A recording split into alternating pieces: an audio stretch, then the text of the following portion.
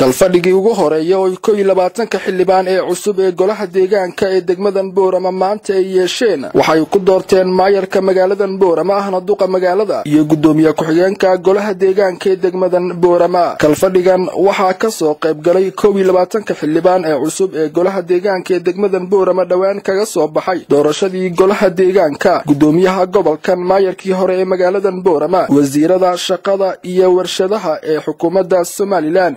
din waxgarad iyo bulshada qaybaheeda kala duwan waxaana xilka maayarka magaaladan Boorama isugu soo taagay laba xildhibaan oo kala xildhibaan Saleebaan Xasan Xaddi iyo xildhibaan Cabdi Cusmaan Dhagaweyne waxaana cod aqlabiyad leh ku guuleystay maayarka magaaladan Boorama xildhibaan Saleebaan Xasan Xaddi oo helay codka 15 xubnood oo kamid ah golaha deegaanka ee degmadan Boorama halka xildhibaan Cabdi Cusmaan Dhagaweyne uu helay 5 kamid ah codadka xildhibaanadaasi 22 gaaraya shir gudoonkana mausan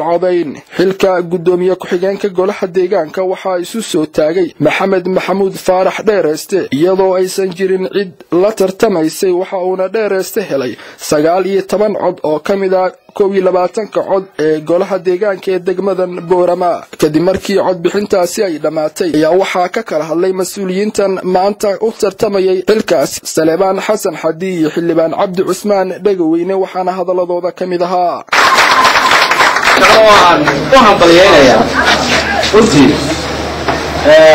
waan guursiixanaynay kaambeyn baanu soo galnay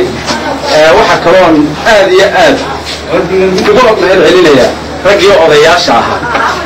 iyo kuwii mutacalimiinta ahaa iyo kuwii ganacsatada ahaa ee moodaya inaan ma kala tegayna waan waxaan filayaa intii tamartaya aniga oo ay garbahayga taagan yihiin 20 kale ee xildhibaan inaan tamartii la nageliyay aan u bedeli doono wax qabad haduu Ilaahay yiraahdo madax badan baa ka joogta kulay hadal weyn oo dambeeya waynu isku iman doonaa barxada horumarka waxaan idin ballan qaadayaa wixii aanu afkayga ka sheegi jirnay wixii macquul ah inaan qaban doono